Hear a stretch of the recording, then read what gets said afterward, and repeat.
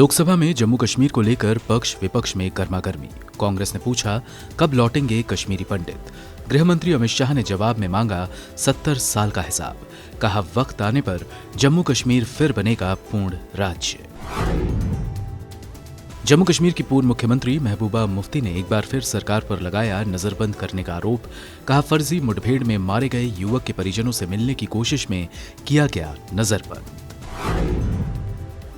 BJP नेता और राज्यसभा सांसद सुब्रमण्यम स्वामी ने चीन को लेकर मोदी सरकार को घेरा। पूछा भारत पीछे गया, चीन कब जाएगा पीछे। राजस्थान के रूपनगर में किसानों के ट्रैक्टर मार्च में शामिल हुए राहुल गांधी। बोले कानून रद्द हुए बगैर नहीं होगी सरकार से बात। रोहतक में एक महिला पहलवान समेत 5 लोगों की गोली मारकर हत्या करने वाला coach Sukhwinder Singh most wanted घोषित। हरियाणा पुलिस ने सुराग देने वालों को 1 लाख रुपए इनाम देने का किया ऐलान। डीयू के पूर्व प्रोफेसर और नक्सल गतिविधियों में शामिल होने के मामले में जेल में बंद जीएन साईं बाबा और अन्य को कोविड पॉजिटिव। 90% तक विकलांग हैं साईं बाबा। सुप्रीम कोर्ट ने शाहीन बाग फैसले पर पुनर्विचार याचिका सुनने से किया इनकार। कहा दूसरों के अधिकारों को प्रदर्शन से नहीं किया जा सकता प्रभावित। लगातार 5वें दिन बढ़े पेट्रोल डीजल के दाम। पेट्रोल में 30 पैसे और डीजल में 38 पैसे तक का इजाफा। दिल्ली में पेट्रोल 88 रुपए प्रति लीटर के पार। मुंबई में भी टूटा रिकॉर्ड। और चेन्नई में इंग्लैंड के साथ हो रहे सीरीज के दूसरे टेस्ट मैच के पहले दिन रोहित शर्मा के 161 रनों की बदौलत भारत ने 6 विकेट गंवाकर बनाए 300 रन। टॉस जीतकर किया था बल्लेबाजी का फैसला।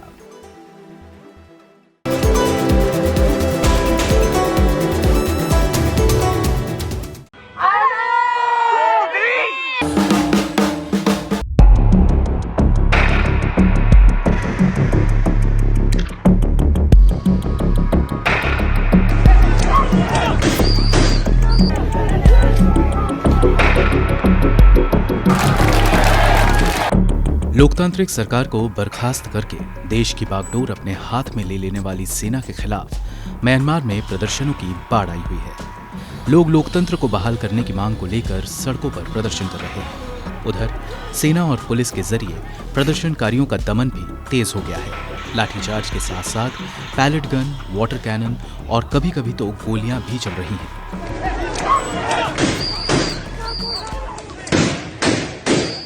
एमनेस्टी इंटरनेशनल के मुताबिक सुरक्षा बलों को मशीन गन के साथ तैनात किया गया है। सुरक्षा बलों की गोली से एक महिला प्रदर्शनकारी के मारे जाने की खबर है। सेना ने 1 फरवरी को म्यांमार की स्टेट काउंसिलर आंग सान सू की को हिरासत में लेकर सत्ता का नियंत्रण अपने हाथों में लिया था। प्रदर्शनकारी आंग सान सू की रिहाई और लोकतंत्र बहाल करने की मांग कर रहे हैं। संयुक्त राष्ट्र के मुताबिक सरकारी अधिकारी समेत सोशल एक्टिविस्ट और प्रदर्शनकारियों को हिरासत में ले रही है। रिपोर्ट के मुताबिक अब तक करीब 400 लोगों को हिरासत में लिया गया है। म्यांमार के इस तख्ता पलट का दुनिया भर में विरोध हो रहा है।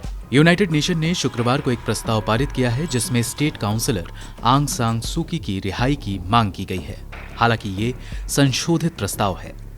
मूल प्रस्ताव में संयुक्त राष्ट्र विशेषज्ञों को जांच के लिए म्यांमार भेजे जाने की बात भी कही गई थी, जिसे रूस और चीन के विरोध के बाद हटा लिया गया है। पहले चीन और रूस ने सेना की कार्रवाई को म्यांमार का आंतरिक मामला बताते हुए प्रस्ताव का विरोध किया था। भारत ने यूएन ह्यूमन राइट कमीशन में इस प्रस्ताव का समर्थन किया है। यूएनएचआरसी में भारत ने कहा है कि म्यांमार में हालिया घटनाक्रम गहरी चिंता का विषय है। इससे म्यांमार में लोकतंत्र प्रभावित हुआ है। यूएनएचआरसी में भारत की स्थायी प्रतिनिधि इंदिरा मणिपांडे ने कहा है कि म्यांमार के लोगों की आशा और आकांक्षाएं नए घटनाक्रम से आहत हुई हैं। कानून का शासन हमेशा बरकरार रहना चाहिए और हिरासत में लिए गए नेताओं की रिहाई होनी चाहिए। उन्होंने कहा कि शांतिपूर्वक विरोध का अधिकार लोकतंत्र का अभिन्न अंग है। गौरतलब है कि 8 नवंबर 2020 को म्यांमार में स्टेट काउंसिलर का चुनाव हुआ था। इस चुनाव में आंग सान सू की party national league of democracy को 80% वोट मिले थे। सेना का आरोप है कि इस चुनाव में धांधली हुई और इसकी जांच होनी चाहिए।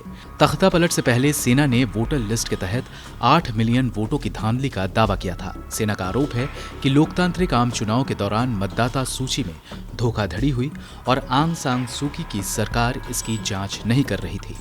हालांकि म्यांमार के चुनाव आयोग ने सेना के इन आरोपों को खारिज किया था। द गार्डियन की रिपोर्ट के मुताबिक चुनाव में धांधली की बात को साबित करने के लिए सेना अब रात के अंधेरे में चुनाव आयोग के अधिकारियों को गिरफ्तार कर रही है।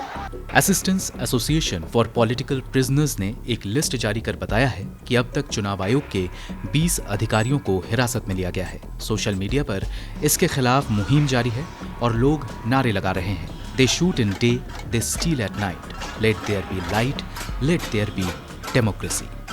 Bureau report, Go news.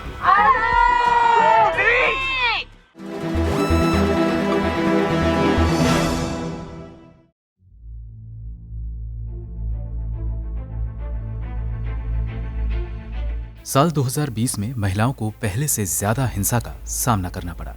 हमारे देश किसी और क्षेत्र में आगे बढ़े या नहीं, पर महिलाओं के खिलाफ अपराध करने की श्रेणी में निरंतर ऊपर चढ़ता जा रहा है।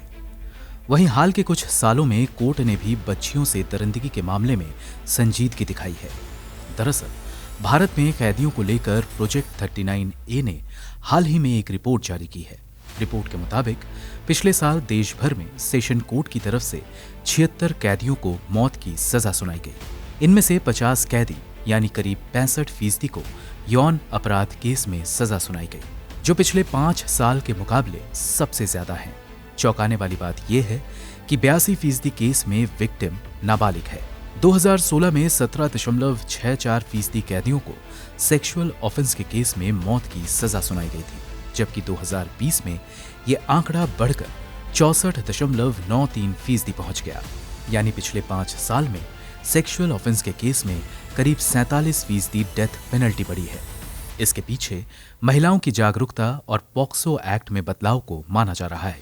2018 में इस एक्ट में बदलाव किया गया था और 12 साल से कम उम्र की लड़कियों के साथ सेक्सुअल ऑफेंस के केस में मौत तक की सजा का प्रावधान किया गया। क्योंकि साल 2020 में सेक्सुअल ऑफेंस के केस में करीब 47% डेथ पेनल्टी बढ़ी है, तो यहाँ ये भी जानना जरूरी हो जाता है कि किस केस में कितनों को मौत की सजा मिली है। सेक्सुअल ऑफेंस में 46 लोगों की मौत की सजा सुनाई गई, तो वहीं 4 लोगों को child rape without murder case में मौत की सजा सुनाई गई। किडनैपिंग विथ मर्डर में 2 लोगों को मौत की सजा सुनाई गई और मर्डर के मामले में 24 लोगों को मौत की सजा सुनाई गई। साल 2019 में 103 लोगों को मौत की सजा सुनाई गई थी, लेकिन इस बार सिर्फ 76 को ही मौत की सजा हुई है। इसके पीछे सबसे बड़ी वजह कोरोना और लॉकडाउन को माना जा रहा है, क्योंकि कोर्ट बंद होने और सीमित सुनवाई के चलते ज्यादातर मामलों की सुनवाई ही नहीं हो सकी। इसका अंदाजा इस बात से लगाया जा सकता है कि पिछले साल मार्च तक 48 कैदियों को मौत की सजा सुनाई गई थी, जबकि 2019 में मार्च तक यह आंकड़ा महज 20 था। पिछले 2 दशक में सबसे ज्यादा 2018 में 163 कैदियों को मौत की सजा सुनाई गई थी। उस साल भी मार्च तक ये आंकड़ा सिर्फ 27 था। इसका मतलब है कि अगर लॉकडाउन नहीं लगा होता तो 2020 में ये आंकड़ा ज्यादा होता। पिछले 20 साल में भारत में 8 लोगों को फांसी हुई है। इनमें 4 को पिछले साल मार्च में दिल्ली गैंगरेप केस में फांसी हुई थी। इसके पहले जुलाई 2015 में याकूब मेनन, फरवरी 2013 में अफजल गुरु, नवंबर 2012 में अजमल कसाब और अगस्त 2004 में धनंजय चैटर्जी को फांसी हुई थी। दुनिया भर में अभी 53 देशों में मौत की सजा का प्रावधान है। एमनेस्टी इंटरनेशनल की एक रिपोर्ट के मुताबिक 2019 में 657 लोगों को मौत की सजा दी गई थी, जबकि 2018 में यह आंकड़ा 690 था। अगर डेथ पेनल्टी की बात करें तो 2019 में 2307 लोगों को मौत की सजा सुनाई गई। इसमें ईरान, इराक, पाकिस्तान और सऊदी अरब का आंकड़ा सबसे ज्यादा है। हालांकि इस लिस्ट में चीन और नॉर्थ कोरिया का नाम शामिल नहीं है, क्योंकि वे इसे गोपनीय रखते हैं। एमनेस्टी का मानना है कि चीन में हर साल 1000 से ज्यादा लोगों को मौत की सजा सुनाई जाती है। Bureau report, Go news.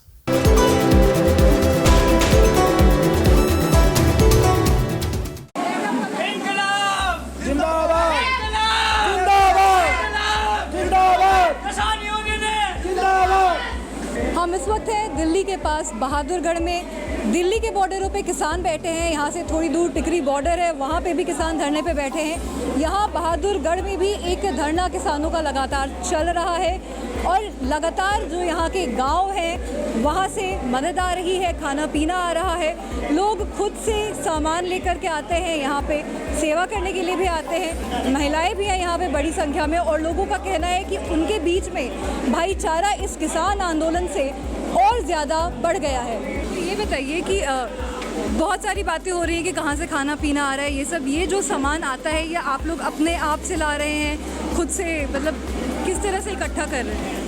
किसान अपने घर से लेके आ रहे हैं। घर की भैंसें किसानों के घर में, भैंस का दूध से अपना मक्खन निकाल के और लोगों की सेवा में है।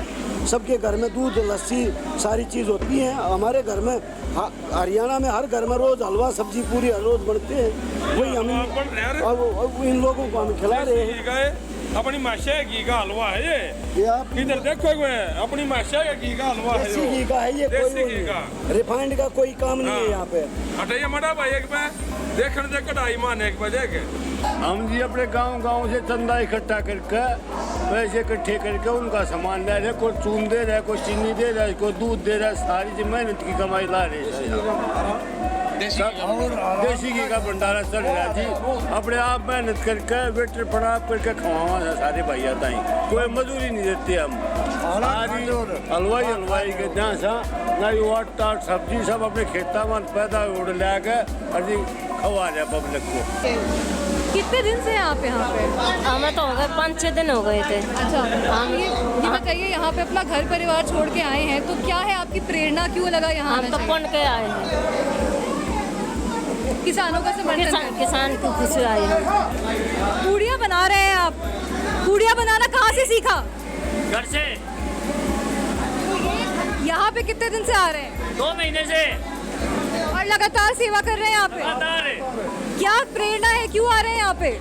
सारे काम उठाएंगे, मर जाएंगे लेकिन जाएंगे निकल। और लोग रोज हमारी मात्रा जो है पंजाब, हरियाणा, उत्तर प्रदेश, राजस्थान और भी उत्तराखंड, जितने भी हमारे आउट ऑफ स्टेट है, सभी के किसान दिन प्रतिदिन बढ़ते जाने लग रहे हैं। अच्छा, ये बताइए, यहाँ पे आप लोगों ने बताया गांव की तरफ से ये मोर्चा चलाया जा रहा है, किस तरह का सहयोग गांव से आ रहा है, किस तरह से आप लोग कर रहे हैं ये सारा खाना पीना, रहने का इंतजाम वगैरह? खाने पीने का जो ये हमारा है, भैंस हमारे घर में 20-20 किलो दूध देती है। जो हमारा दूध है गांव के अंदर, जो शीत है, घी है, तायोड़, जो नूनी, सारा सौदा लोग अपना इकट्ठा कर करके, सभी गांव के लोग इकट्ठा कर करके सभी बॉर्डरों पर लेकर जाते हैं। हमारे जो किसान हैं सभी किसानों को खिलाते पिलाते हैं और एक साथ रहते हैं। और सरकार तो आपने, मैं बताऊं, सरकार तो इस भाईचारे को तोड़ना चाहती थी। हमारा तो, मैं तो मोदी को मुबारकबाद देता हूं। हमारा पंजाब, राजस्थान, यूपी का जो भाईचारा था वो दोबारा से इकट्ठा हो गया। लगभग 80 दिन हो चुके हैं किसानों का विरोध प्रदर्शन लगातार चल रहा है। यहाँ बहादुरगढ़ में भी लगातार किसान धरने पर बैठे हुए हैं और जहाँ पर एक तरफ सवाल उठाए जा रहे हैं कि इन विरोध प्रदर्शनों में चंदा कहाँ से आ रहा है।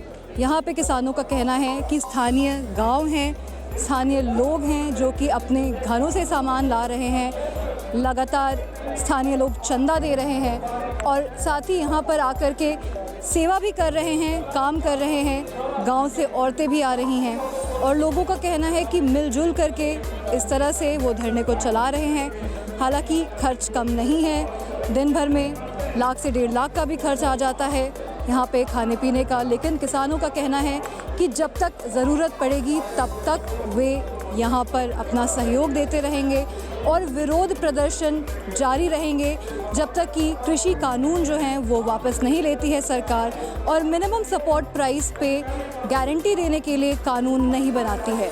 अंजलि ओझा, गो न्यूज़।